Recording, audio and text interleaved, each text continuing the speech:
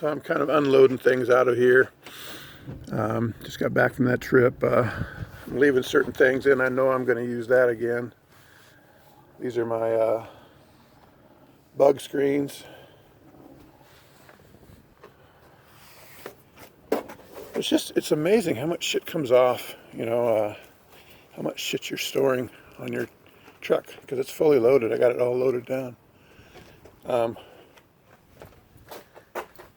Barbecue, tarp, bunch of stuff. Again, this is stuff I had in the van. One of these Costco fold down boxes, plus another one with a lid. A helmet, You get a few things like this in there.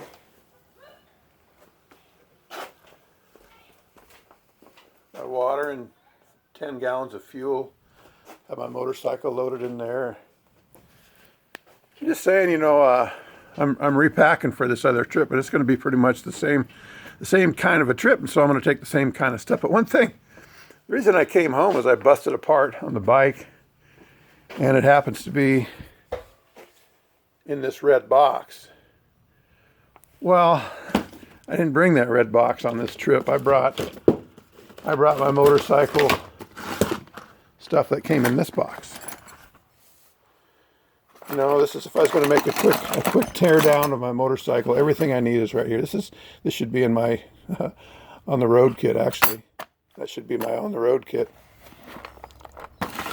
But so this next trip, and this is just a bunch of stock Honda parts. I mean, one of my screws came loose, and I happen to have a lot of stuff just from stock standpoint. So anyway, binoculars and just stuff that where do you stop? Where do you stop loading? It's kind of an all-purpose trip with a motorcycle, and you got to be all prepared for camping, and you got to be all prepared for motorcycling.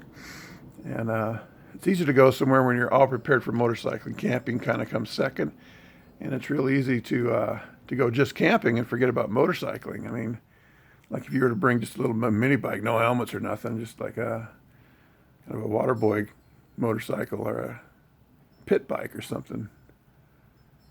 But when you're going motorcycling, I mean, you got to prep for the whole gamut. And this time, all it was one of these little screws here. Little screw there.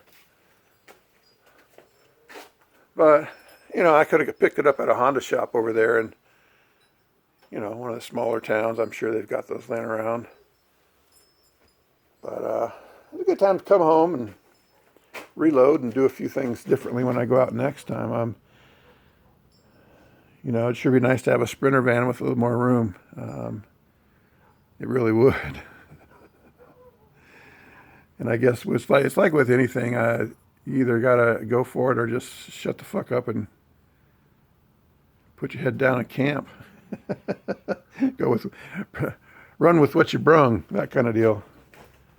Shut up and camp, shut up and ride or whatever.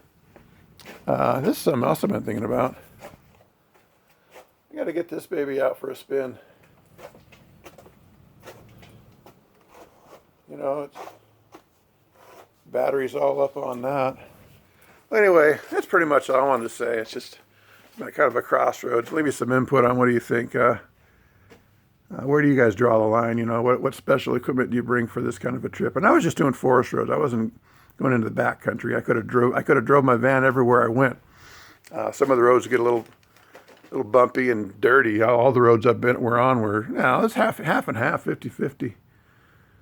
But I could have drove the van the whole way, at 10 miles a gallon, whereas the motorcycle, I figured out, gets about 40. Gave it a bath yesterday when I got home. Looks pretty good. New plastic just are miraculous as to how the aesthetics on your bike. Well, anyway, I'll let you all go.